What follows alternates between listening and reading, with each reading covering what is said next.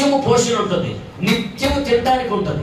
ఈ రోజున దేవాలయానికి వచ్చి కూర్చొని తేరగా పోవడం కాదు, నేర్చుకొని పోవాలి. గుండెల్లో ఏదో ఒకటి చేర్చుకొని బ్రతకాలి. అసలు మనం ఎవరం? పాత తిత్తులమా, కొత్త తిత్తులమా? మనం పాత గుడ్డమా, కొత్త గుడ్డమా?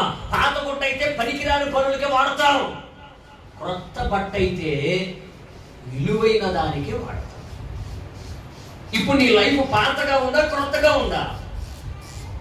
నువ్వు ఆలయానికి వచ్చి కూడా పాతగానే బ్రతుకుతున్నావు, పాత మాటలే మాట్లాడుతున్నావు, పాత ఆలోచన చేస్తున్నావు, పాతగానే ఆలోచిస్తున్నావు. అంత పాత కోపమే, పాత ఆలోచనే, పాత నడిపింపే, ఏమీ తేడా లేదు.